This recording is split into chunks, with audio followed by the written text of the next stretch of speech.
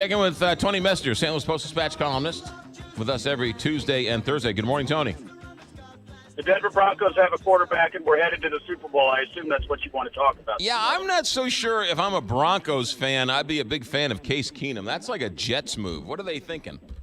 No, I like it because you were gonna overpay for Kirk Cousins, and they've got other needs, and they've got the number 5 pick, and now you can take the best athlete available and make your team better. So I think it's a good move. The old best athlete available scam. He's a better quarterback than what they have, and he's worked with Gary Kubiak before, and so the Broncos organization knows him. I'm excited. It's a great move. Ladies and gentlemen, not only will he break down the political analysis of the state, he'll also give you an insight into the Denver Broncos offense. Tony Messenger with us. There we go. All right, Tony, before we get – I loved your article about Sunshine Week, but before we get that, what do you make of the fact that Donald Trump is coming to Missouri and having a business roundtable with the Boeing people, and all of the Republicans are either not going and or were uninvited?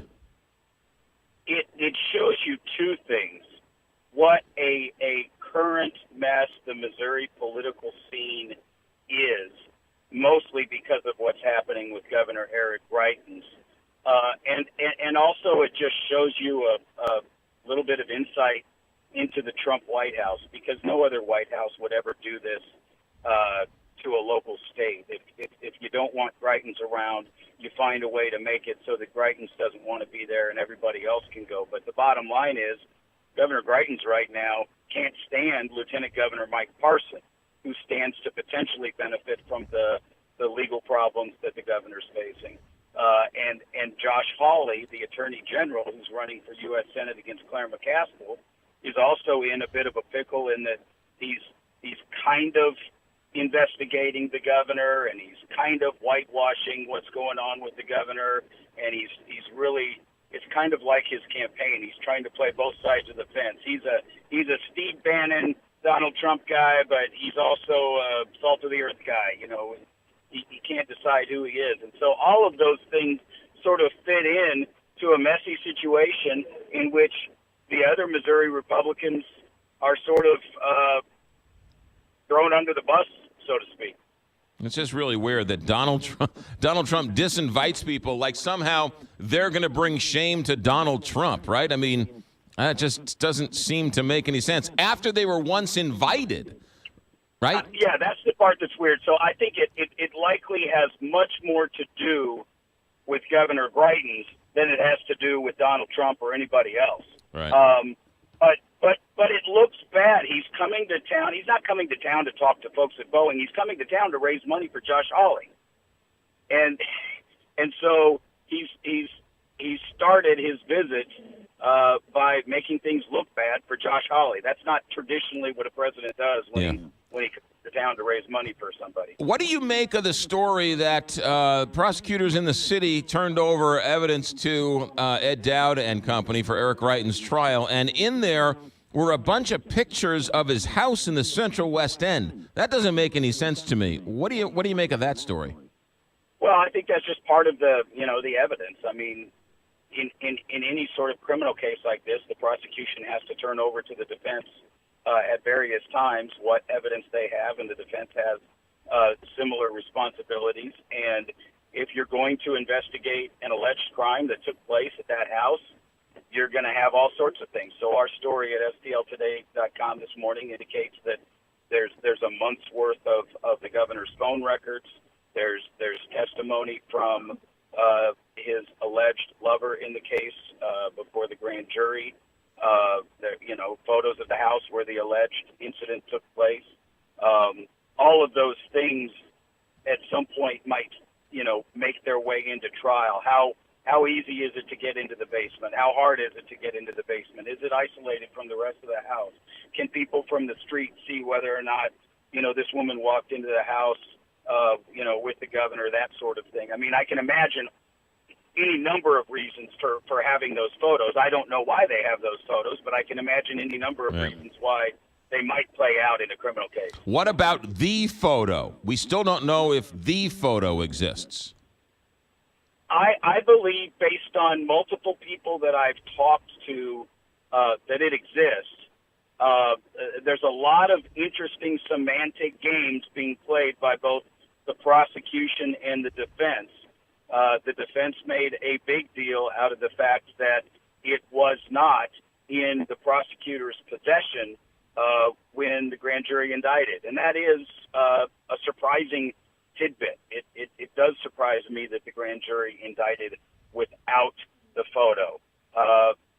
I need to know of the photo's existence, that there was other evidence related to the photo, including likely various testimony from the folks who appeared before the grand jury. So it's not, I've covered criminal trials that are all about DNA and forensic evidence, and I've covered criminal trials that are all about eyewitness testimony.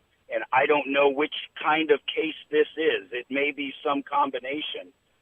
But I tend to believe they're not going to convict the governor if they don't, in the process of the criminal case, produce the photo in some capacity. Yeah. All right, Tony. I want to touch on your column about. Explain this. It's Sunshine Awareness Week. Is that what it is? Yeah, it's Sunshine Week. So the American Society of News Editors sponsors it every year. I don't know how many years it's been going on, but it's an attempt to bring awareness to a problem we've been writing about a lot in Missouri lately, and that's the Sunshine Law, Open Records Law. The federal law is referred to as Freedom of Information Act. These are the laws that exist in our country and in the federal government that allow we citizens to be able to see what our government is doing and hold them accountable, so we can find out who's giving them money before they pass certain laws, so we can find out what sorts of discussions they have in public meetings before they make decisions about hiring certain companies or firing people, etc. And in Missouri right now, the state of the Sunshine Law is not a good one. There are numerous cases, cities, counties, state government, our governor, our attorney general, in which Sunshine Law is completely disrespected, and in which, in some cases, it's a matter of the law not catching up to the technology, i.e. the Confide lawsuit, the app that destroys text messages that's going on right now against the governor. And in many cases, it's just that our government officials don't have respect for the law. If they have public documents that make them look like they're doing something they shouldn't do, they do everything they can to keep them out of the public eye, i.e. the lawsuit right now between Attorney General Josh Hawley and St. Louis County Executive Steve Stinger. There are just numerous examples right now of our government officials not respecting the public's right to know Sunshine Week exists, so that people like me will talk about it and bring attention to it, and hopefully citizens and government officials will realize, hey, there's a reason we have those laws. It's because our government officials work for us, not the other way around. What was the part of the story where you said Josh Hawley is trying to get a Sunshine Law, but also trying to work against the Sunshine Law all at the same time? Was it? He seems to be wanting to have it both ways. So he said he was going to investigate the governor over his use of this text messaging app that destroys text messages. But if you read his actual report, he basically gave it a whitewash. He allowed the governor to say, I have executive privilege. I don't have to talk to you. My staff members don't have to talk to you about emails texts between them and me. And executive privilege doesn't exist in Missouri. It's nowhere in case law. Every lawyer I've talked to says it doesn't exist. It's non-existent. And Hawley just allowed that statement to basically let him whitewash the investigation. But the interesting thing about his attempts to whitewash the investigation is that it included an admission from the governor's office that they used this app to destroy text that discussed public business. And so there's a question as to whether or not those were texts that should have been kept under the Open Records Law and the Records Retention Law, but we don't know because they were destroyed. We don't have any ability to make a determination as to whether or not there was anything inappropriate going on there. And so you have Josh Hawley whitewashing that, and yet by the same token, he's also supporting legislation to strengthen the Sunshine Law. He's also got the lawsuit against Mr. Stinger, another Sunshine Law lawsuit against county officials in Jefferson County. And so he's at least doing some things to try to enforce the law.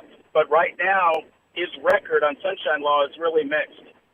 I'm out of time, Tony, but how long do you think this Jay Barnes investigation behind closed doors in Jefferson City is going to go?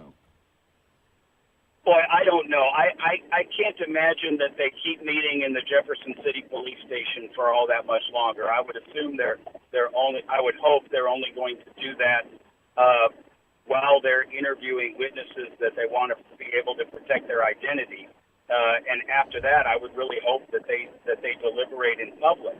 I don't know how long it's going to take. I speculated some time ago that I think it might not be possible for the House Investigative Committee to finish up their work until after the governor's criminal case is resolved, and it's not currently scheduled to go to trial until May. Yeah. So I'm just not sure. I'm not sure if they can find grounds to impeach the governor if he hasn't yet been convicted of a crime. Tony Messenger, Never Dull Moment, STLtoday.com, and in the newspaper and here with us Tuesdays and Thursdays. Thanks, Tony. Have a good week. Good to talk to you.